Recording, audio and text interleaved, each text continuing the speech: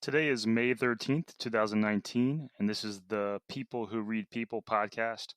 I'm Zach Elwood, and if you don't know who I am, I wrote some books on poker behavior, also known as poker tells, and I've always been interested in psychology and behavior, which is why I created this podcast.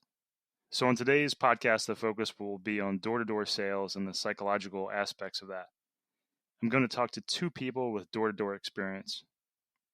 First up will be Conrad Smith, who sold home alarm systems, and the second interview will be with David Mock, who sold home remodeling services.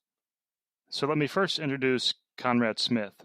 Conrad is the founder of Leader Shield Marketing, a Houston-based digital marketing company. He's also a lawyer, and he's an author of a book called Limitless Biohacking, Gain an Unfair Advantage. Why he's on the podcast is that for about 7 months in his mid-20s, he was a nationally ranked door-to-door salesman for one of the world's largest home security companies. Just to err on the side of caution, we won't tell you the home alarm system company's name. All right. Hi, Conrad. Thanks for coming on. Hey, thanks for having me. Yeah, so I think we'll start out with something you were telling me about before with your door-to-door home alarm system sales. Can you tell us about the strategy behind the kind of knock you use, the knock on the door? Right. So basically, lots of people find this interesting. When you become a door-to-door salesman, what they do is they train you to knock in a particular way, right? So it's dun, da, da, dun, dun. Most people, right, know that as a ringtone that goes dun, da, da, dun, dun, dun, dun. So by leaving off those last two notes, you actually create tension in the other person's mind, right? So this is something small, but you're trying to stack everything in your favor. Mm-hmm. So this is called the Zeigarnik effect. So that's where people feel frustrated when something is incomplete. That's why songs get stuck in our heads when we don't hear the entire song, right? So if you're sitting in your car, you turn off the radio in the middle of the song, it's more likely to be stuck in your head.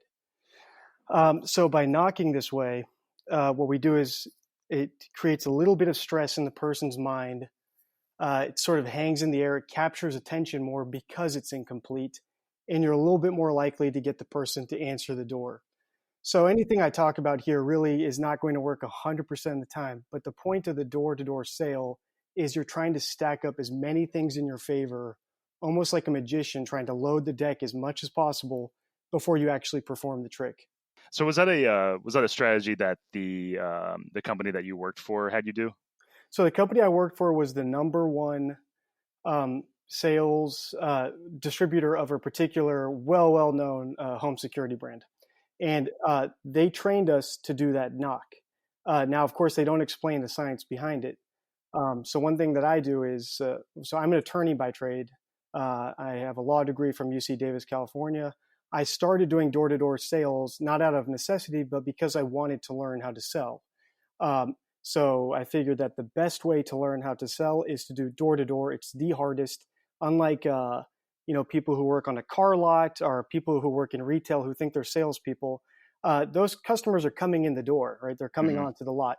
With door-to-door, you're actually going up oftentimes in the dark during the winter months after maybe 8 p.m. even, knocking on someone's door, and you're having to get their social security number, their credit card number, having to get them to sign a 3-year contract all in one sitting.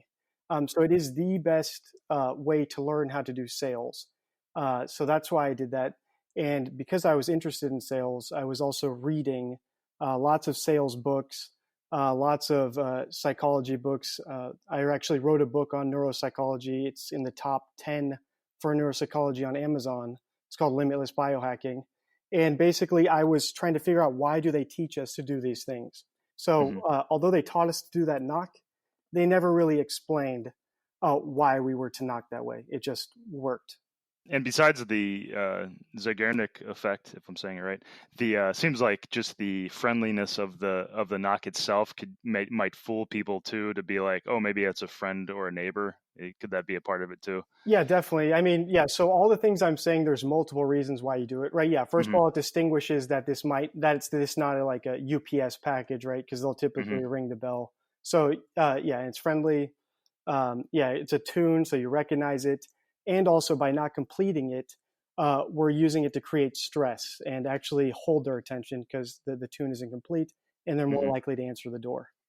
Yeah, let's go back to talking about why your job, the door-to-door job that you had was different because you were a reseller basically of the home alarm system company's Right. product. You had to get that sale immediately because if you didn't make it that trip, they would just go buy it directly from the retailer or something, right? So it was very important for you to get that sale right then. Right, exactly. So it's a one knock close. So if you can't close them in that period of time and you leave a brochure behind or your card behind, what they're going to do is they're just going to go to the website, contact the corporate office, and then if you don't close it, corporate will do anything possible to take the deal from you, typically, right? So Mm-hmm. if you don't close the person right there, or if you give them enough time to go research the deal you're offering or compare prices, the deal is lost.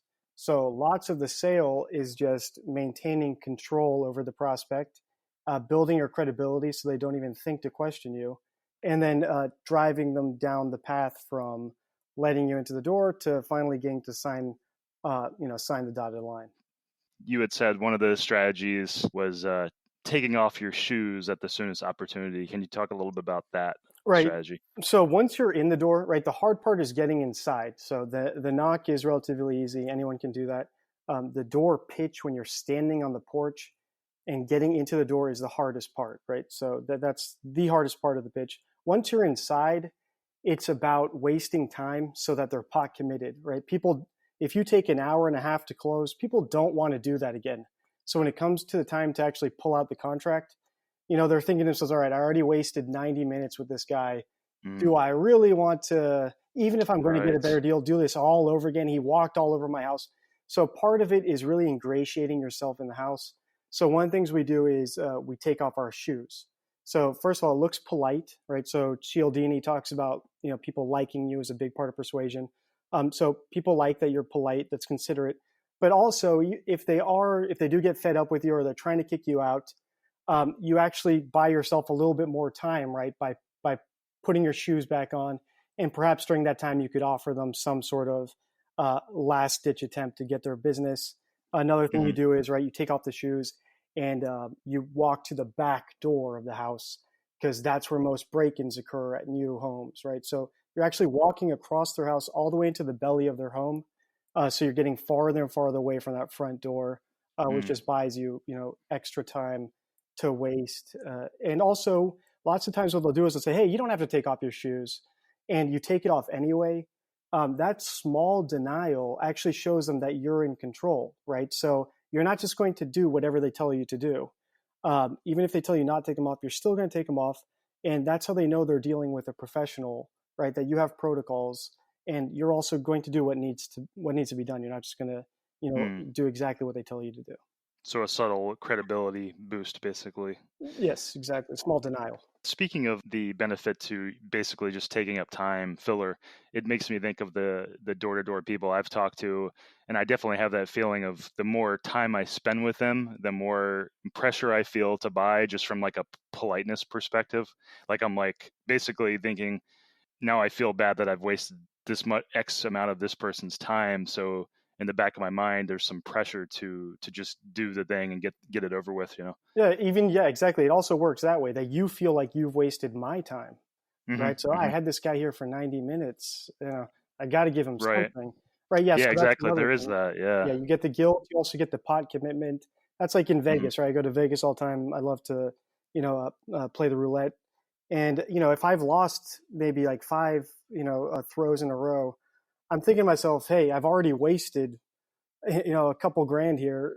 Am I really going to walk away? So you're pot committed and you're going to keep going. So that's how that works as well. They've already wasted the time. Now are they going to get something out of it? Lots of times people will offer you a glass of water, or if I'm knocking late at night, they might even offer me a spot at the dinner table, right? And maybe your instinct is to think, hey, I shouldn't accept that. I'm going to be polite. But once again, even a bottle of water, or even some food, it's just more assets that they've wasted on me.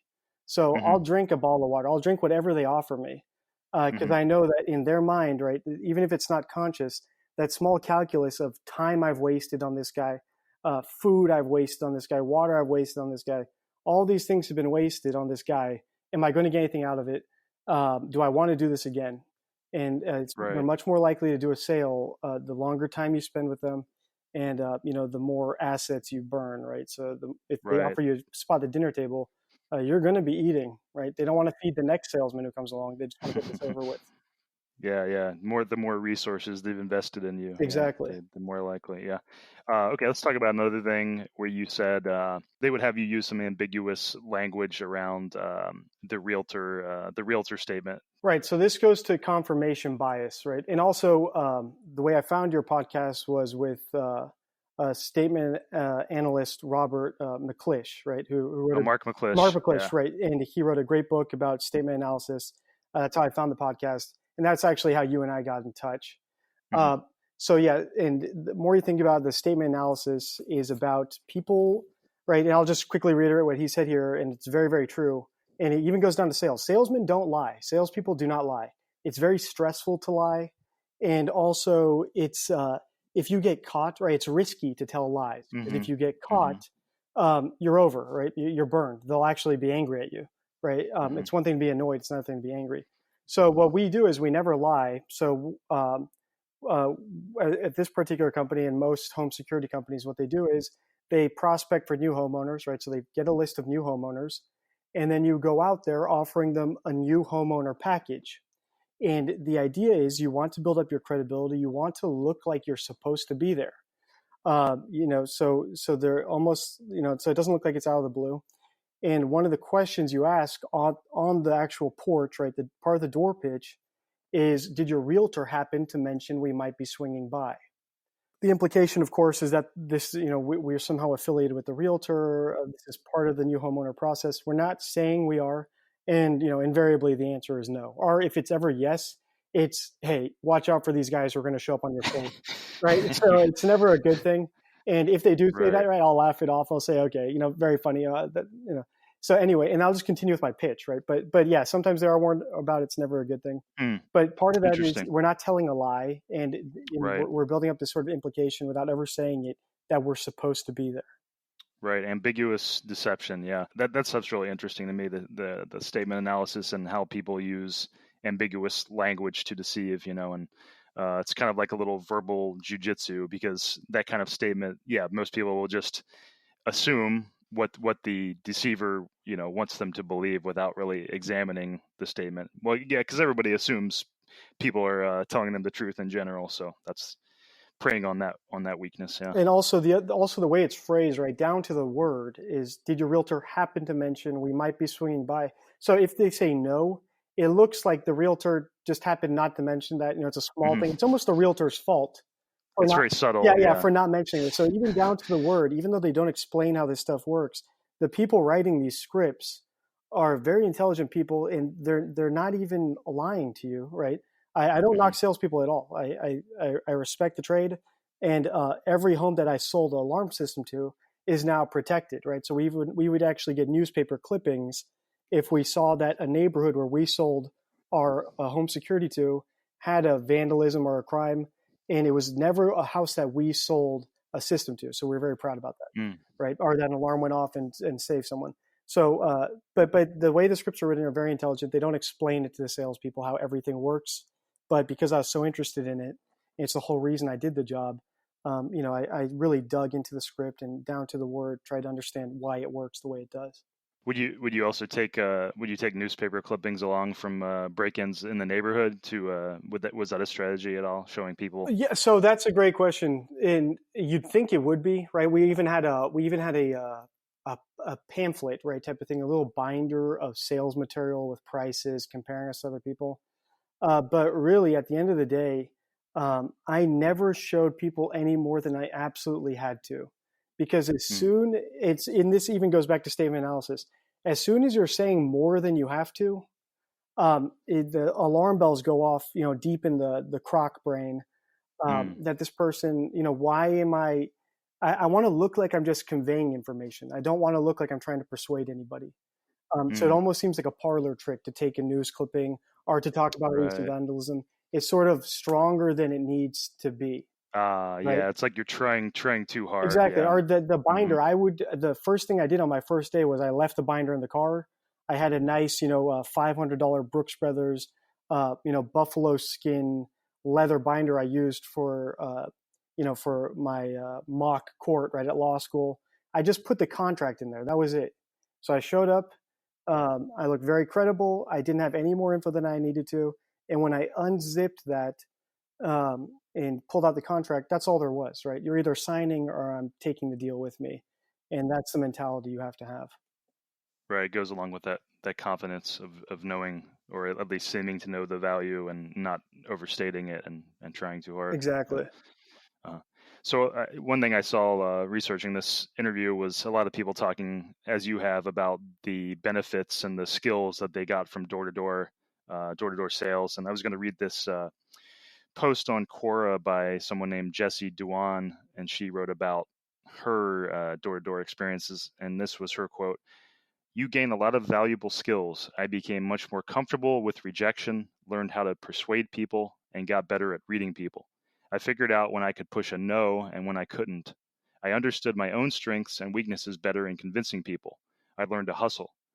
And yes, it seems like that's something you often read, even for people that didn't even enjoy their time doing door-to-door sales.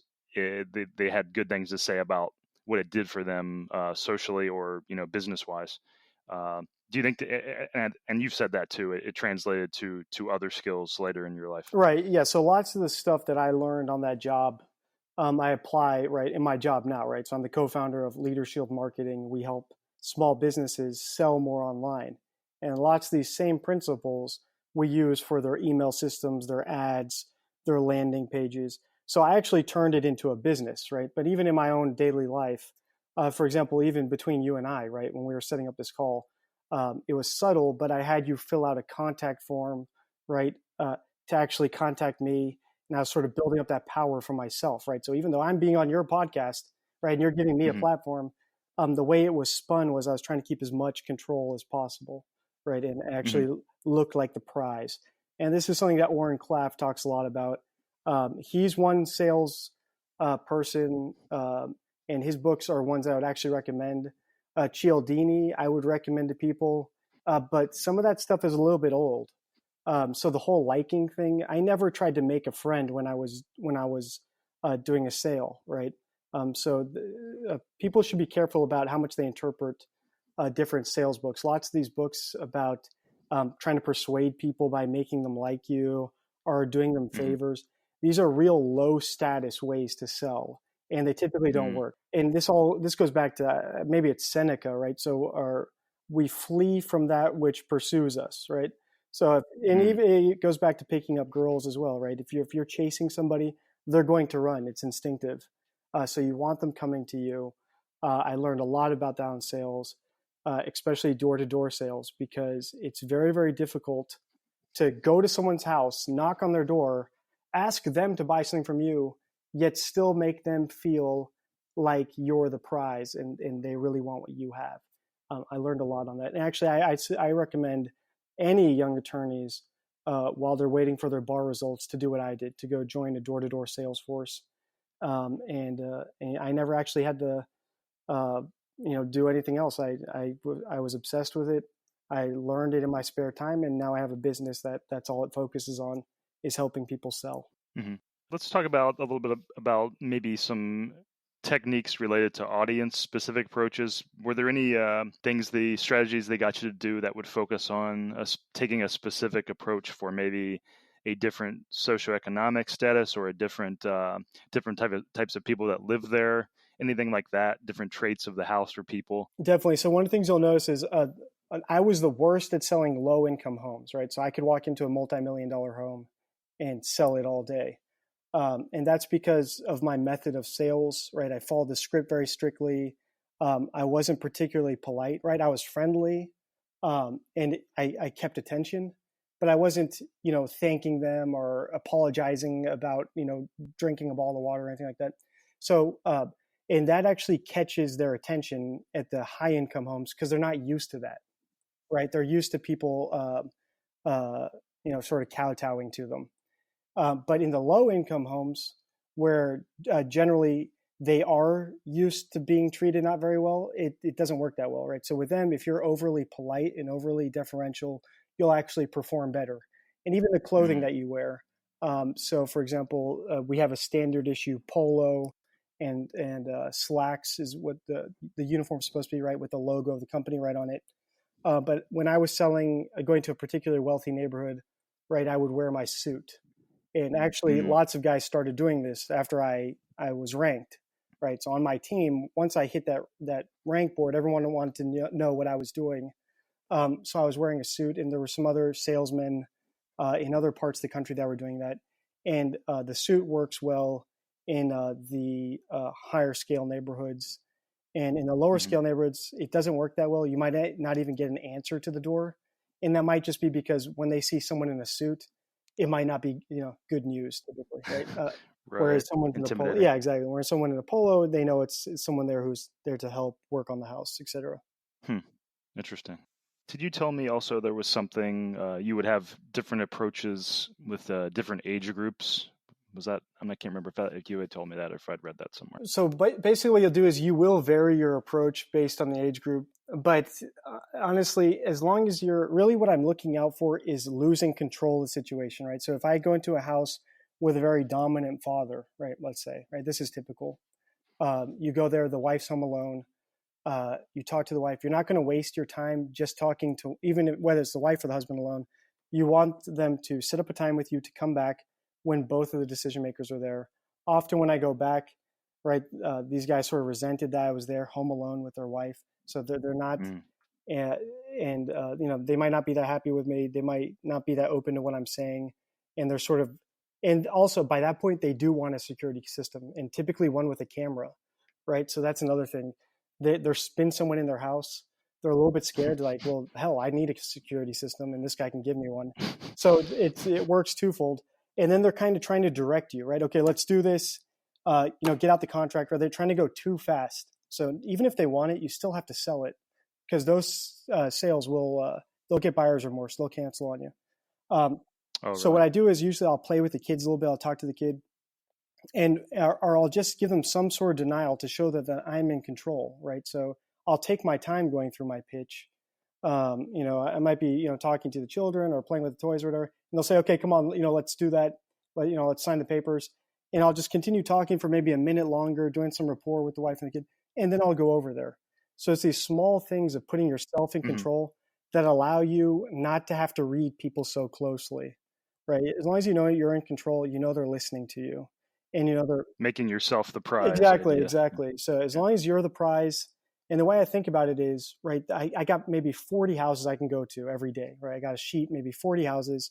Um, and I'm the guy who can give them this special, as far as they know, this special new homeowners package, right, with some sensors and some key fobs, special price. So really, they need to qualify themselves to me. And that's how I think about it. And that's how I was able to sell so well, that I actually Hmm. wanted them reading me rather than the other way around. And what I was really looking out for was areas where I was losing control. And that's when I Uh-huh. would sort of go into, my toolkit and try to regain that control.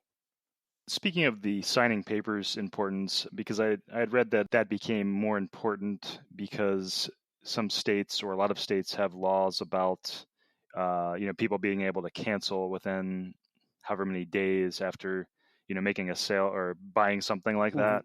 Do you know much about that? The legal or the strategic approach to having people make that signature. Right. So yeah, I sold when I first started selling ADT. I sold in California, and then actually I was moved into the manager training program, and I was actually moved out to manage a new team out in Atlanta, Georgia. Um, and basically, so I've seen two types of laws. California, right? People have the longest period of time to cancel. I mean, they can cancel, I think, within 30 days. So what you Hmm. want to do is, and that's another reason you don't rush the sale, because they can always cancel. They can get buyer's remorse. So part of what you want to do is really get them to commit to the deal. And yeah, this is, I guess you're reading a book I recommended to you, Persuasion by Cialdini.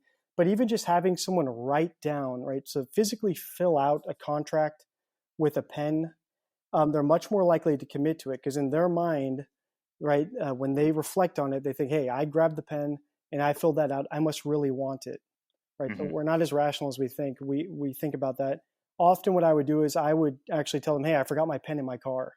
Do you have a pen? So when they reflect on this, they're thinking, hey, I actually went over to my kitchen drawer. I pulled out a pen. I came back and I signed this contract myself. I wrote down how many sensors I wanted. I ticked those little boxes. I initialed with the pen. So even though it might seem counterintuitive, right? Because you're thinking, okay, I want to remove as much friction as possible between getting this deal and not. In this instance, when you're closing them, it is worth your time letting them actually fill out some stuff, and they're much more likely to commit and actually Right. They're more mentally committed because they've been a part of it. Yeah, it was in that book also. The book I was reading that I saw that in was Influence, and I can't remember that. Yeah, Cialdini. Oh, that's Yeah, Cialdini. yeah, Okay. yeah. Yeah, that's a great book, by the way. If anybody wants a great book, I mean, it's just a great psychological book, and it applies to so many things, marketing and interpersonal relationships. And yeah, I really recommend that. It's a classic in that industry and in psychology in general. And one thing it talks about in there was, yeah, what you said was about when people write something down, even if they might not even have that much sense of responsibility before that, the act of writing it down makes them commit to that so much more. Like the study they talked about in there was that that the classic one where they had people judge the length of lines and on a paper, and some people wrote down their estimates, and some people just internalized their estimates, and some people didn't really have much of an estimate at all. And then they judged who was likely to change their estimate based on more information. And then the people that wrote their guesses down were least likely to change. They really committed to their to their guess, even though for such a trivial, unimportant thing. And it actually made me think when I was reading that about social media and how polarized we are as a country, and the fact that it's so strange that we have citizens are writing down their thoughts on politics or whatever publicly on Facebook and Twitter, and they're more likely to stick to those things, no matter how trivial they are, or how how much we should they should feel good about changing their minds. But it's basically creating this society where everyone's more tied to these random opinions they'll throw out. So yeah, it was kind of interesting in that regard. Yeah, exactly. So saying it also, yeah. So saying it, writing it down, it makes you committed to it. But then, yeah, writing it down publicly, which is what you were getting at in that tweet, makes you even more committed to it. You'd actually fight for it. It's much harder to change your opinion once you commit to something publicly. That's why even at Leader Shield, for lots of our clients, what we do is we do review requests to their customers, because when a customer writes a public review, the churn rate drops immensely, right? They've written it, they've given the company 5 stars, they said it out loud publicly, and they're much less likely to ever leave that business as their preferred supplier for any sort of product or service. Right. Yeah, and for the companies, the door-to-door companies that get people to sign the papers, it actually would mean nothing whatsoever legally, right? Because they would still have the option to cancel that sale based on the state laws or whatever. It's more of a psychological kind of pressure on them. Yeah, I mean, they could just as easily, right? I was doing this, we had iPads at the time, right? You could easily just have a DocuSign pre-filled, and all they have to do is tap it, right, to approve. But yeah, the whole point was that they're actually filling it out. So you actually want a physical. Yeah, exactly. So where you want them to work is after they've made a decision. And that's when you want them to work for it. Because the more work they put in, the more they're reflecting to themselves. If they ever are considering, canceling, like, hey, I worked for this, right? I spent an evening with this guy to get the security system. I wrote down the contract. I gave him a pen, all this stuff. The more work they put into it, the more likely they are to stick with it. And even in that book, Influenced by Cialdini, right, this is what fraternities do as well, right, during hazing periods. Because when people reflect on it, they think, hell, I got flogged and I do a bunch of humiliating stuff to join this fraternity. I must really, really want this. Yeah. It's like people define themselves in a lot of ways by what they've done, regardless of how much thought was put into those things they've done. Yeah, they just internalize that their actions as what they must feel. Exactly. Yeah. Let's get to something else you mentioned. You had said that any response besides someone saying I'm not interested, you would consider an opening. Can you talk a little bit about the ways you would handle those common objections? Right. Yeah. So basically, if you don't want someone on your porch, right, and you're really not interested in what they're selling, or you just want them to leave, all you have to say is I'm not interested, because there's nothing I can do besides put on some sort of entertaining performance to get you to change your mind, right? And I'm not going to do Mm-hmm. that. And no salesman is trained to do that. So if you want them to leave and you really don't want what they're selling, you just say, I'm not interested. Now, if you say it's too expensive or, why do I need that? Or any sort of question or other objection, we do have our stock responses, right? So well-trained salesman or salesperson can rebut just about anything. So for example, and this is also why you never show more than you absolutely have to. Because if I go up there saying, hey, we have the best prices, showing all the prices, all the equipment, what they can say is, hey, how does this stack up to this other company, right? And now you're getting into analytical stuff where you don't really want to be. Now you're competing on price. So even for our clients with Leader Shield, we don't put prices anywhere on their websites unless we absolutely have to, because we don't want them competing on price. We want them looking the most credible, just like a door pitch. You want to be the most credible and then get into nitty gritty. So if they do say, hey, this seems too expensive, well, then all you have to say is, well, how expensive do you think it is?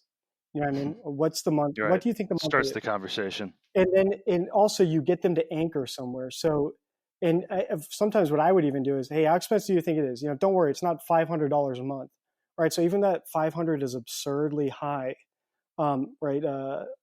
Daniel Kahneman talks about this in Thinking Fast and Slow, right? It's an anchor.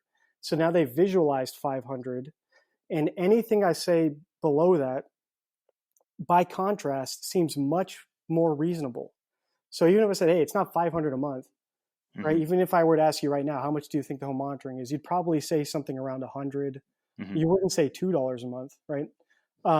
And by saying 500 a month, I got you to think of higher numbers. So that's something I would do often, so that when I tell them the real price, it seems by contrast more reasonable. If they say, hey, I don't have time for this or whatever, I don't have time to talk to you right now. Okay, what's a good time to swing back, right? And you actually get them, once again, to commit to a time. So I don't just say, hey, I'll be in this area tomorrow, I'll swing by then. I say, okay, what's a good time? 3 p.m. Okay. Will you be here? And then what you do is you actually prize yourself, right? So you get them to qualify themselves. So, okay, if I come back at 3 p.m. tomorrow, are you and your wife going to both be here? Because I don't want to come back, waste my time driving out here and not have both decision makers here. Right. So you actually get them to qualify. Would you actually say waste my time like that? Oh, definitely. Yeah, definitely. So, and people think that's wild or something. It's not. The best salespeople, if you're not going up there with authority, if you're going up there supplicating, they'll boot you off their porch immediately. No one wants some needy, random stranger on their porch. But even just psychologically, by acting like they're wasting my time, I'm setting up that frame, right? So, hey, I don't want to drive all the way out here, waste my time, and both you aren't here. I've got 100 other houses to see. Right. So would you say it's kind of the equivalent to nagging and pickup artist? Yeah. See, I don't read any of that stuff, but I'm sure they follow the same principles. If some of these guys I've seen are able to pick up, right, they must be doing some of this stuff. So you're prizing yourself. I don't want to waste my time, and you're actually getting them to commit to a time and qualify themselves to you, right? Okay. My wife actually finishes work at 5 p.m. She'll definitely be here by 5:30. Okay. I'll be here at 5:30 tomorrow. To get this deal done. Another thing I would do is if it was after dark and every house I was knocking after the sun went down, I'd always just tell them, this is my last call for the day, right? Like, hey, I've been knocking all day. You're the last house on my list.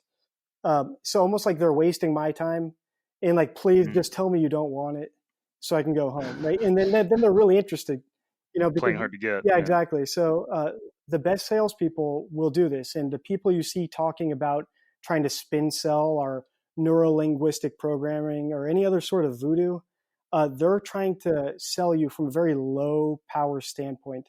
They're selling you with full knowledge and belief that they have nothing to offer you.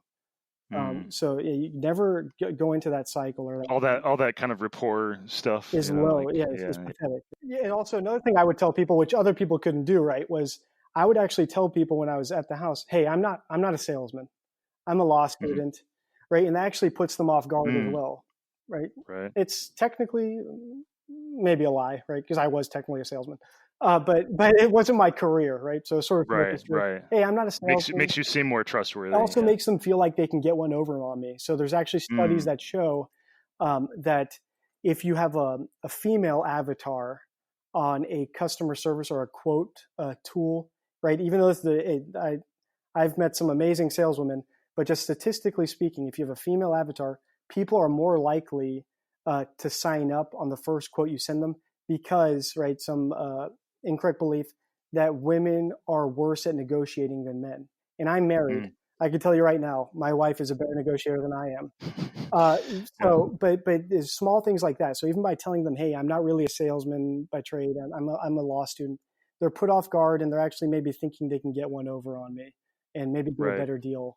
Playing off stereotypes. Yeah, exactly. And even a better deal than they would get from corporate, which is what I want them to believe.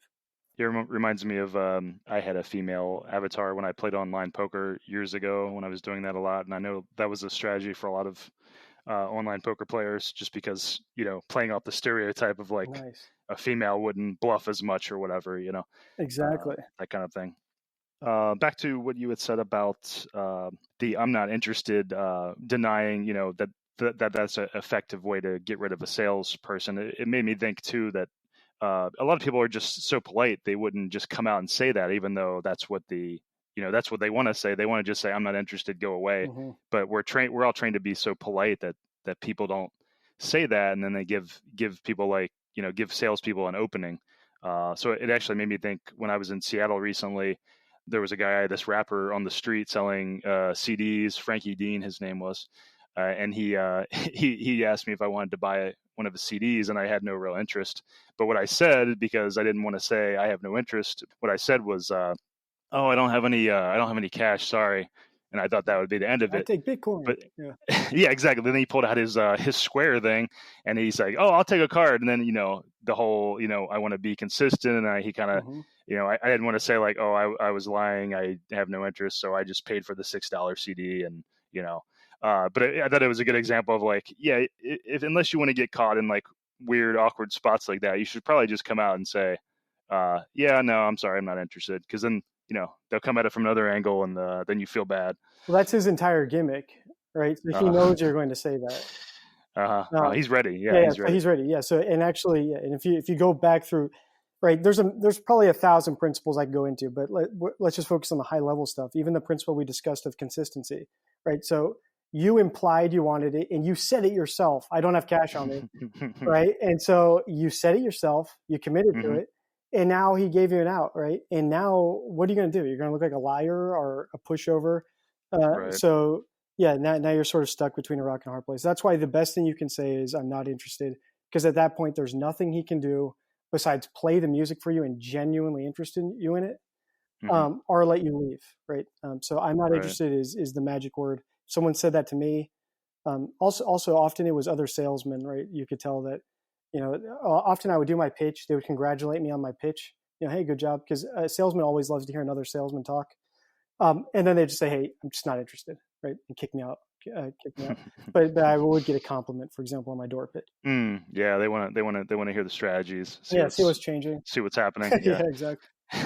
So yeah, that got me wondering how do you react to door-to-door sales people or any kind of door-to-door people, religious people? Are you polite? Do you like to hear what they say? Do you get rid of them immediately? Or Yeah. So what I do is I just get rid of them. I mean, where I live now here in Texas are very few. I live in a basically gated community, so there's not many salespeople.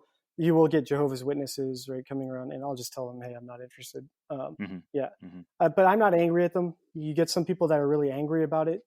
You really have no right to be angry unless you have a no solicitor sign posted, right?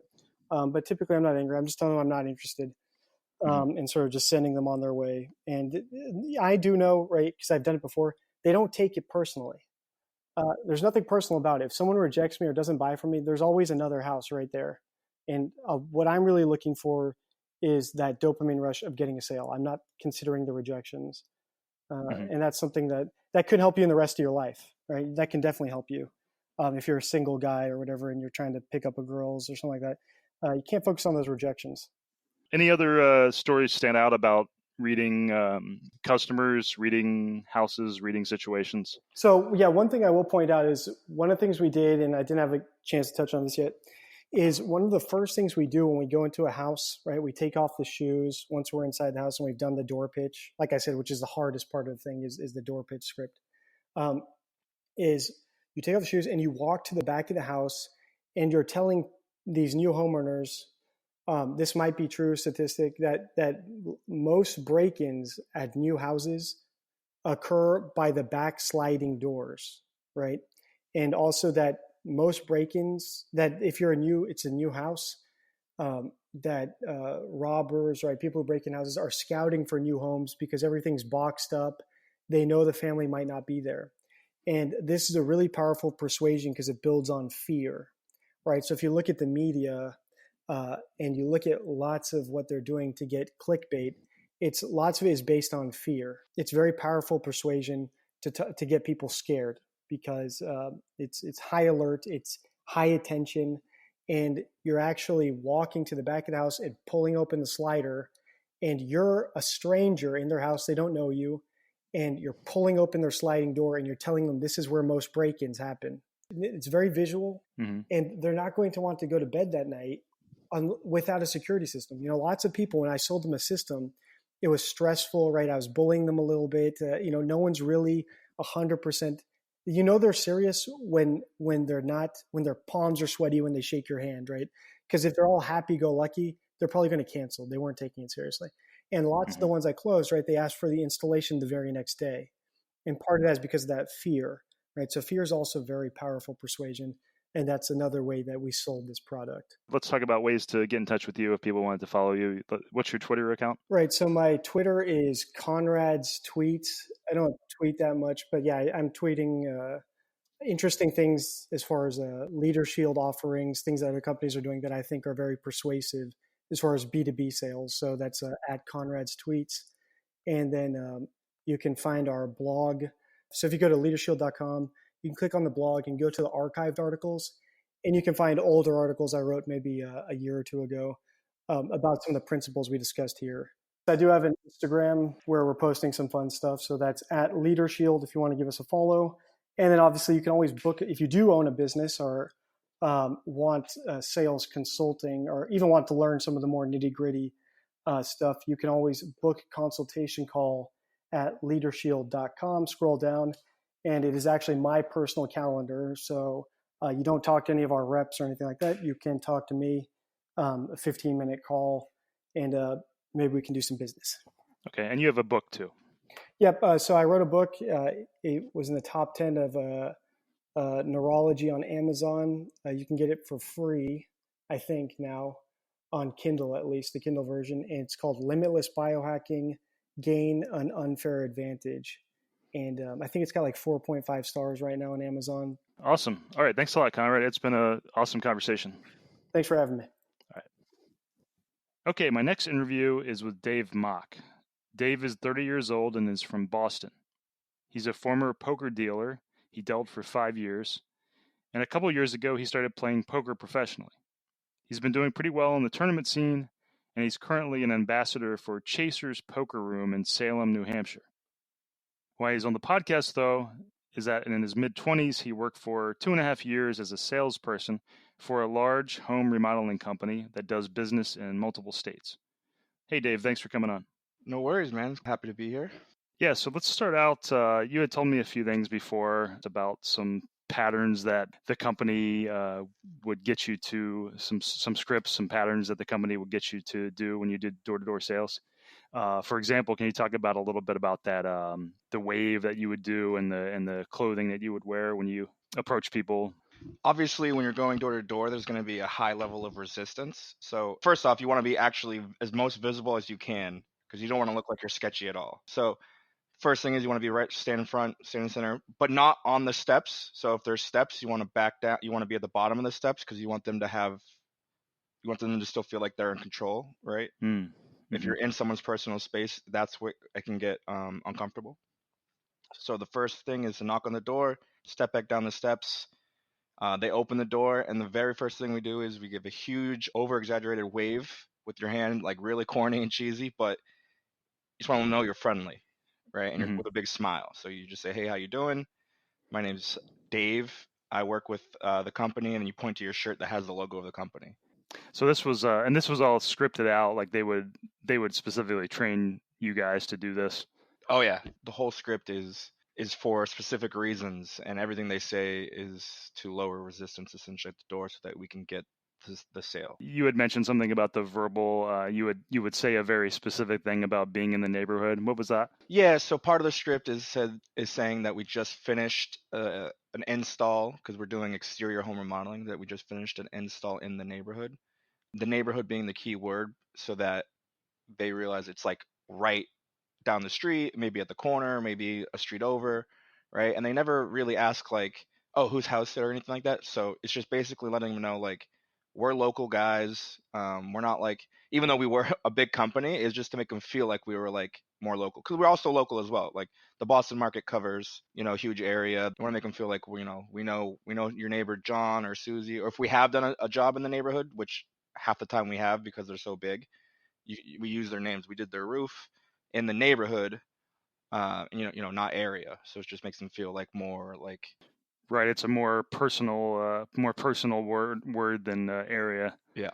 So, and to back up a little bit, we should talk about how this was a little bit different. You had the guys who would go out and set up the appointments, the initial guys, and then you would have the actual salespeople that would come later at the assigned time, right? Yeah. So there was basically two different worlds in this company. There's one was just the sales, and then one was called the marketing end. The marketing is the door-to-door aspect. Their job is to like knock on, let's say, 60 doors a day and to get 3 people to make an appointment. Mm-hmm. And then if they do that, they get bonuses and all this stuff. And then for every appointment that you make, you want to get like 1 out of 3 to estimate. And if they estimate, meaning like you get a salesperson actually in the house. Mm-hmm. For every estimate they get paid bonuses as well, the marketers. So the initial guy's goal is not necessarily help make the sale, but if he gets just getting the guy in there for the appointment is what his goal is. If he just gets us in the door, right, then that's all that matters. Right. That's his goal. Yeah. And the reason why that's important is because we didn't set any expectations that we couldn't meet, right? So no one would be like, hey, it's only going to be 10 minutes and we're really there for an hour and a half, anything like that. So I guess it wasn't important to make the sale right then either, or to set up the appointment right then. If you got the information from that house, you could call them back and set up an appointment. Yeah. So as a marketer, you want to try to get the sales guy in there the day of or the next day or two. Otherwise, what happens is they just forget about it, right? This is like, there's no good day to ever fix your roof. You're like, Zach, you're never going to wake up and be like, you know what, Dave, I really just want to get my roof done today. Right. And that's never happened in the history of the world, right? What happens is you wait, and then something bad happens, and then you get your roof fixed. Yeah, it leaks, it falls apart. Yeah, and then at that point, typically, you've waited too long, right? So what happens is these guys are just catching people in the time, like in a moment where, they probably do need to get looked at, right? Mm-hmm. And then that's when we just show up and try to make the sale. That also was a script, so I'm sorry for scripting you a little bit. but it's logical, you know what I mean? It makes sense. Like there's just no day you wake up and you got to get this crap done at your house. It just doesn't happen. Right.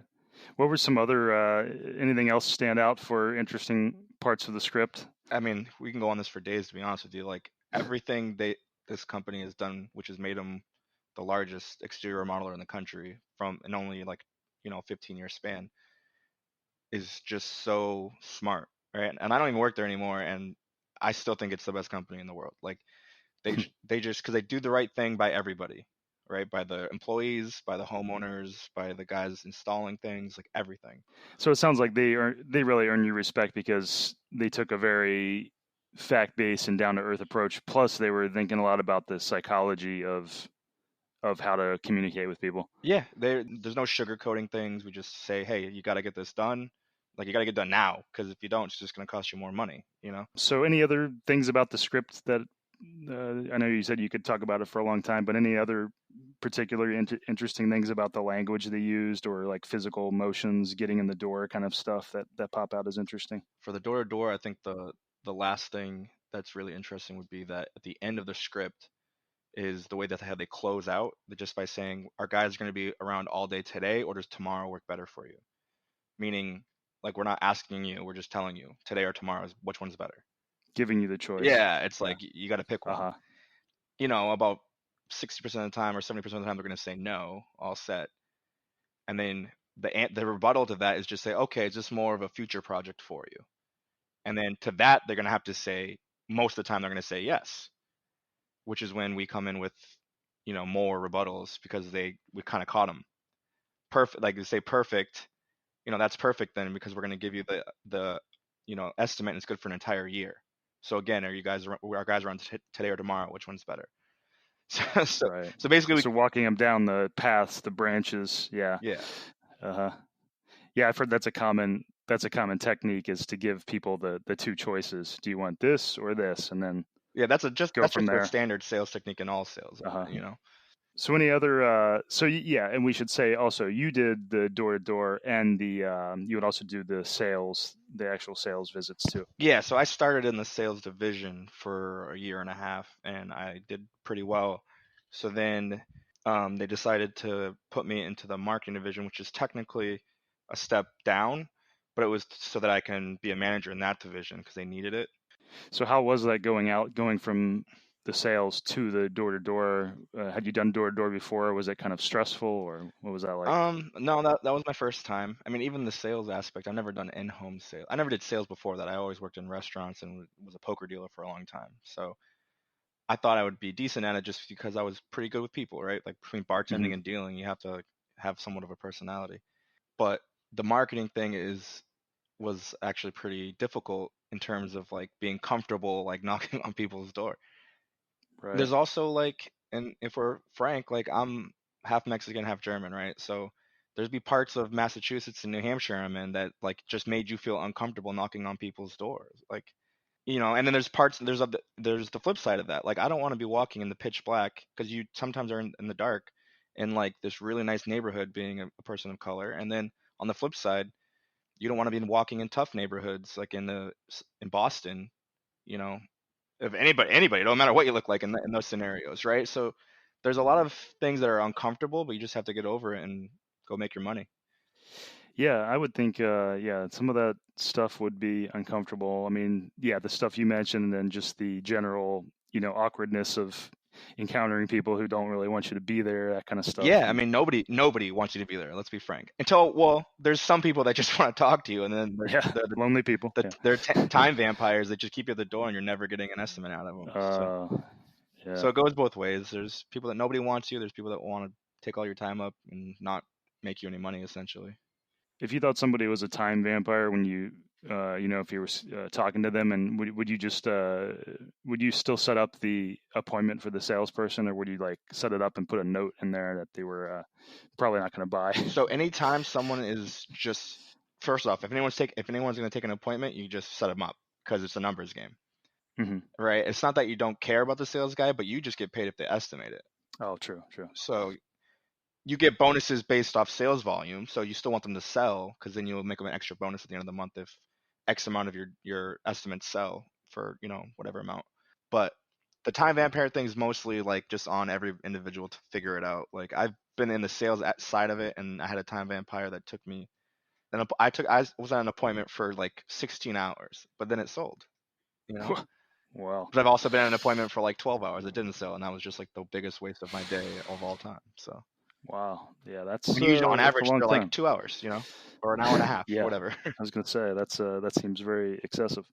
So, as far as the was the sales part of it, sitting down with people, that felt pretty straightforward and ethical too. It wasn't like they had you doing many psychological tricks or scripts there. No, because so one of the things about the company that is great is that like while everything in sales is somewhat of a psychological trick, there's ways to do it ethically, right? Like you kind of were mentioning.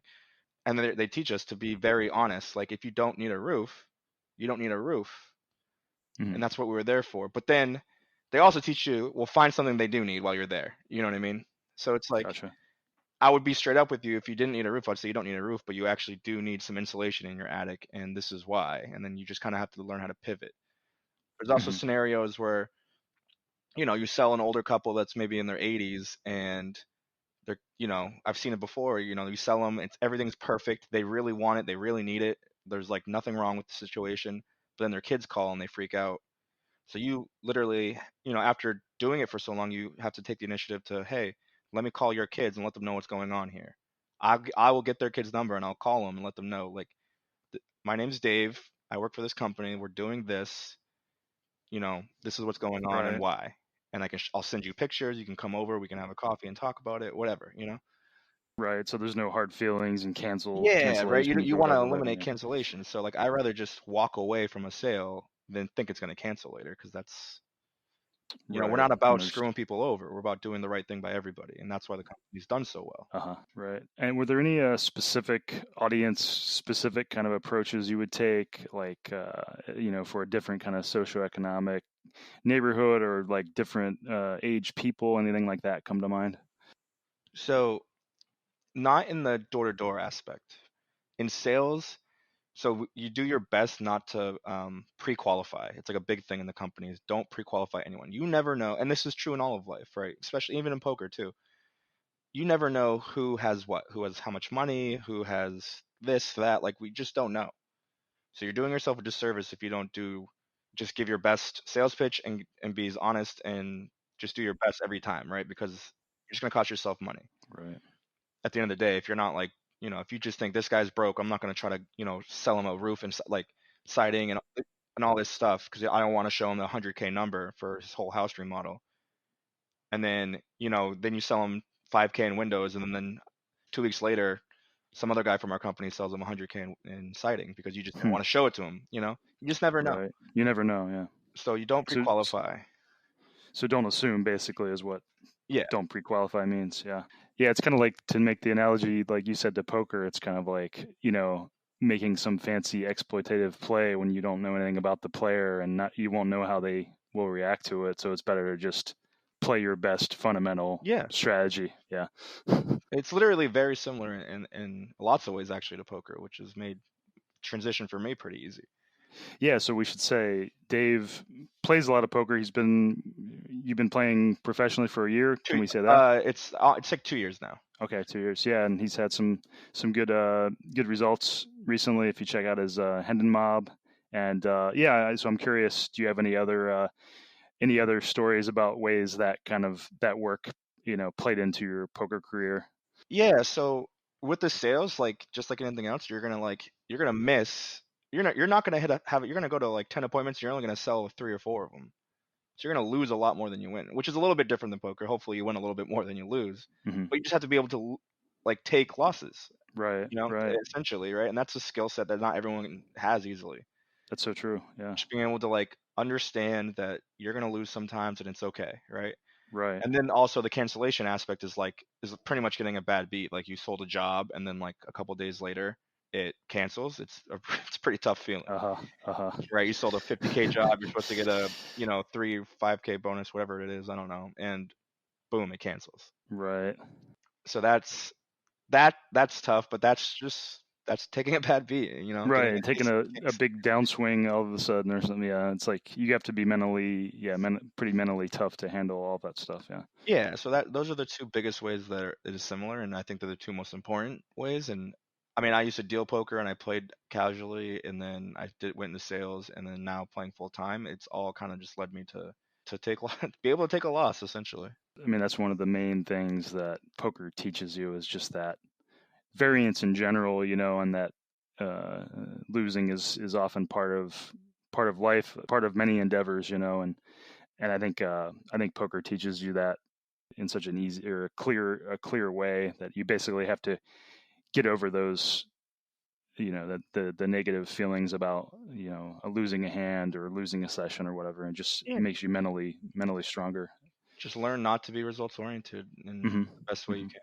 Yeah, thinking about the big picture. Yeah, I never really thought about the connection to sales and poker like that, but yeah, that makes a lot of sense. Yeah, and I mean, I know that was it for me, but I'm sure it's similar to all different levels of sales. Just like Mm-hmm. it's swingy and there's nothing guaranteed. So Right. Yeah, it's a numbers game. You're looking at the big picture.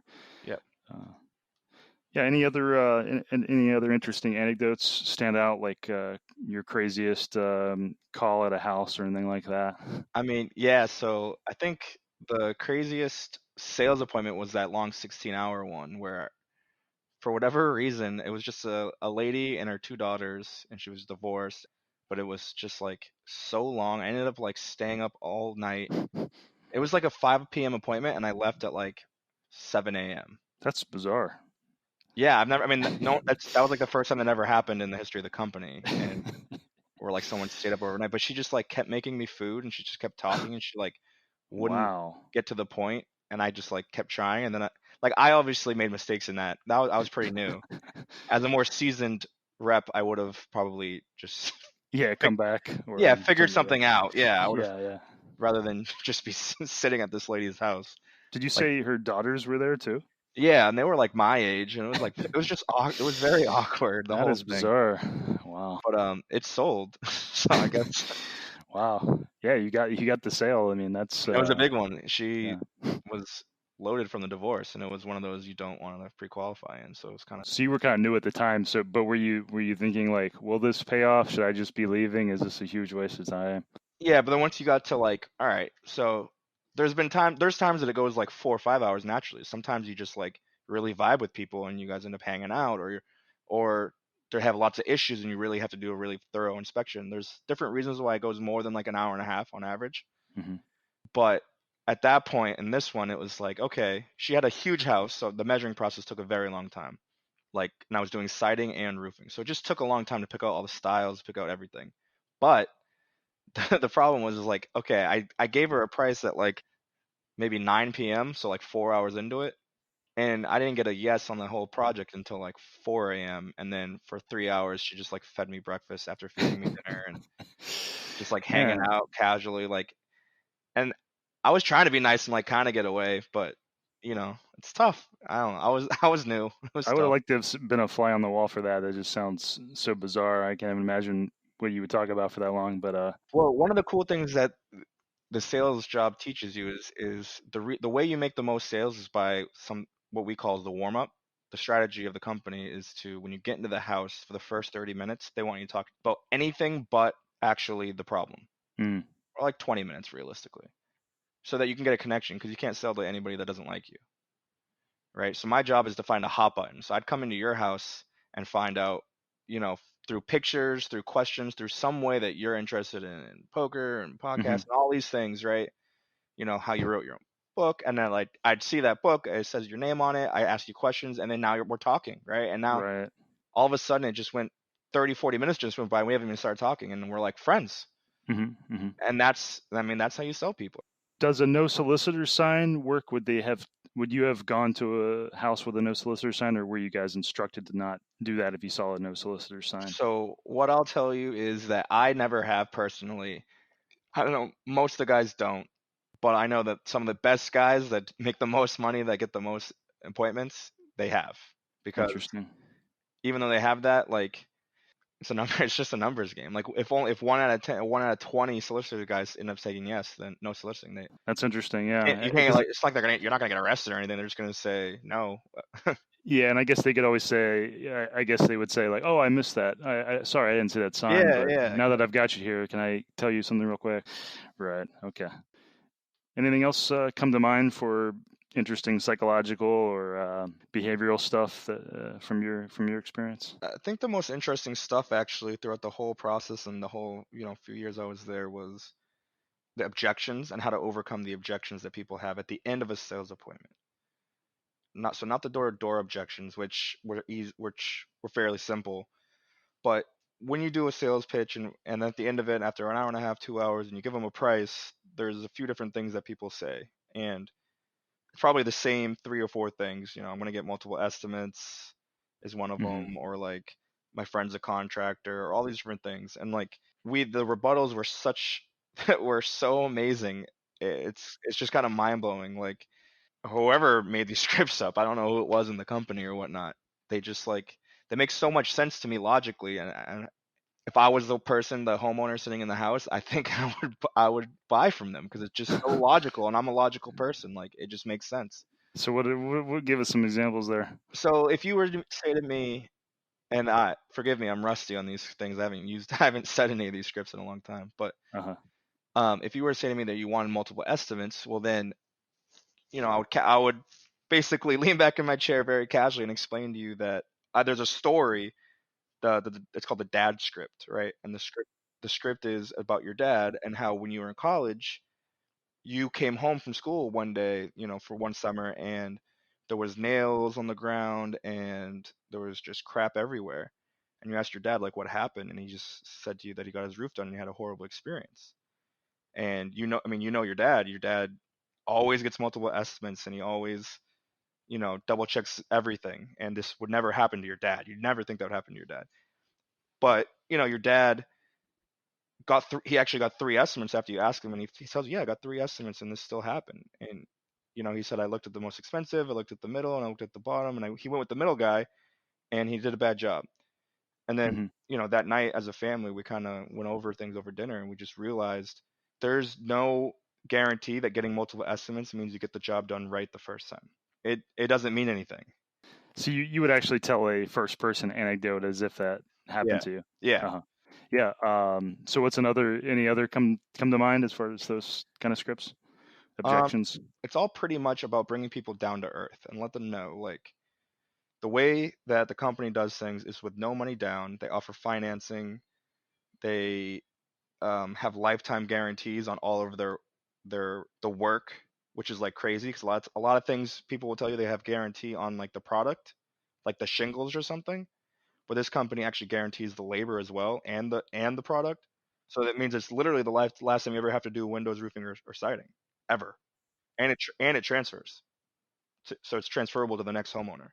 So That's impressive. increases value in your home. So like, it's just like, and it's not cheap. I'm not gonna lie, it's not cheap. But what happens is you just let them know it's like this is what it costs to do a job the right way, right? You don't have to go with us, go with whoever you're most comfortable with but just make sure you get it done the right way, and we just can guarantee it. So it sounds like besides the dad script, it sounds like you were mainly just explaining the benefits and the strengths of it. Were there any other that were like the dad script where it was an approach like, let me tell you an anecdote or a parable? Or No, nothing else okay. to my like I said, I don't remember it all, but nothing else that I can remember was like a made up story or anything.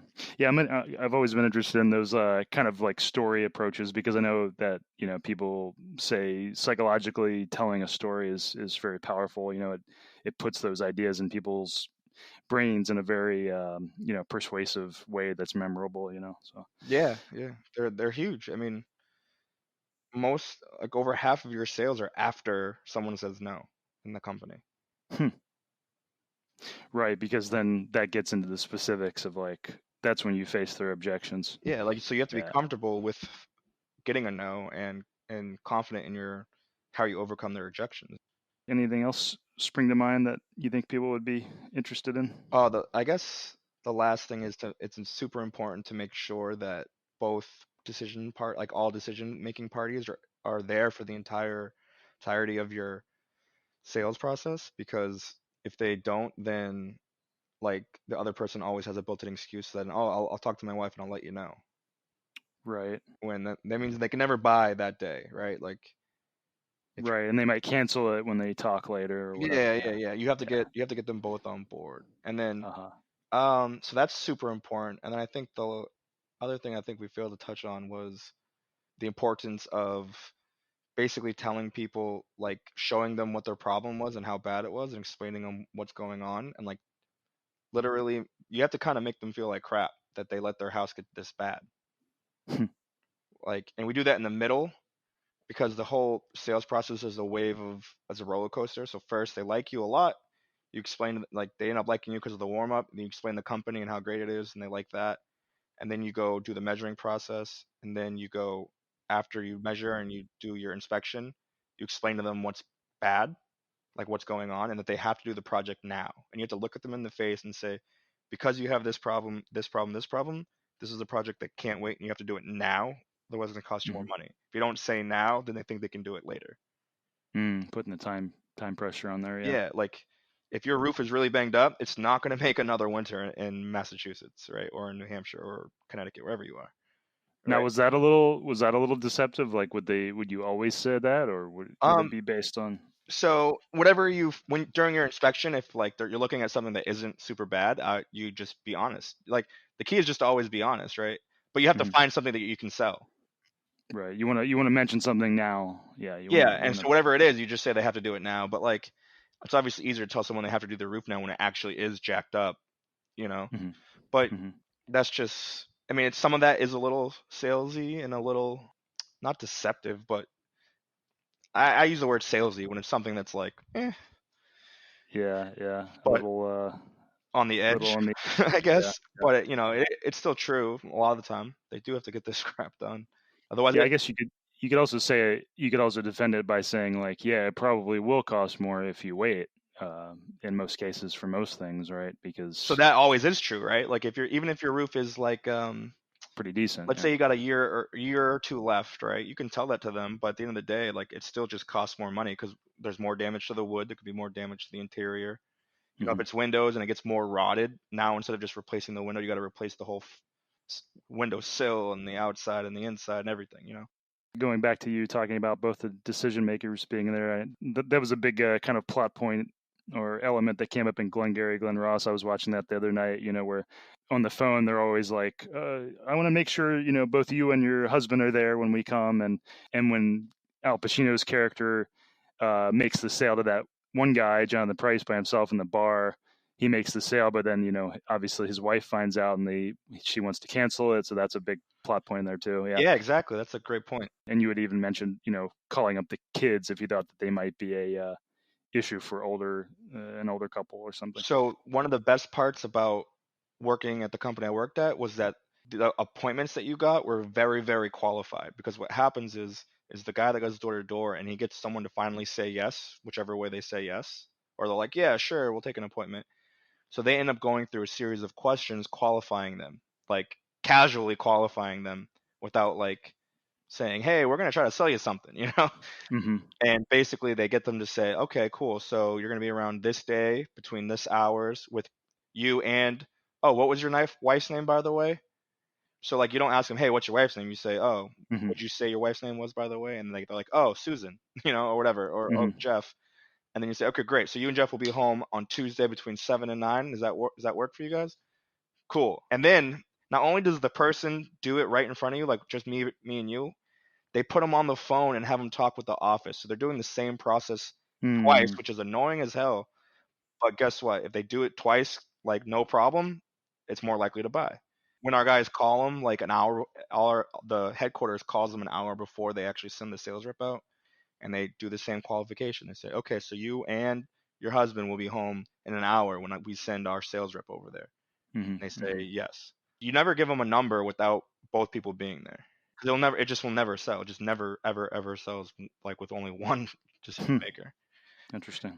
Good stuff. All right. Yeah, I think we've covered a lot of good stuff. I want to say too that if anybody wants to follow Dave Mock on Twitter, his handle is _DMock9888 _DMock9888, and he plays some poker too. So he talks about poker on there, and I don't know how often you're on Twitter, but probably too much. Between sports and poker, yeah. I got a little addiction. It's bad. Yeah, I think we all. I think a lot of us have that. I'm always trying to do less social media. Yeah, I hear you. Any other things you want to mention about yourself before we? Not really. I don't like to self promote, but if anyone's coming to Boston for Encore, feel free to hit me up. I can show you guys around. Been here for a long time. Yeah, and good luck on your future poker endeavors. Thank you very much. Appreciate it. Yeah, nice talking to you.